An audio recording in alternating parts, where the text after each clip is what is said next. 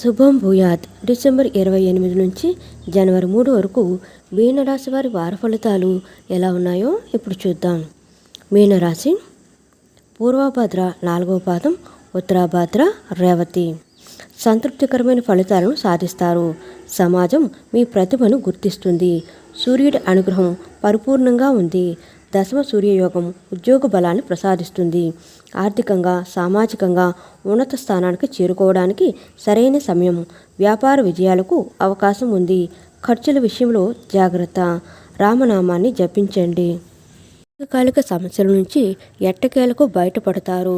సేవాభావంతో కొన్ని కార్యక్రమాలలో పాల్గొంటారు. చిన్ననాటి సంఘటనలు గుర్తుకు తెచ్చుకుంటారు.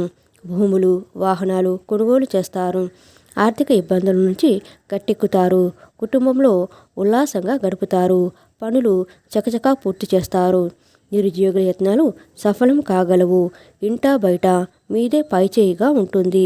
వ్యాపారాలను విస్తరించేందుకు తగిన ఏర్పాట్లు చేసుకుంటారు. మొత్తానికి లావాదేవీలు ఆశాజనకంగా ఉంటాయి. ఉద్యోగాలలో సమర్థతను నిరూపించుకునే అవకాశం. రాజకీయవేత్తలు, క్రీడాకారుల సేవలకు తగినంత గుర్తింపు రాగలదు.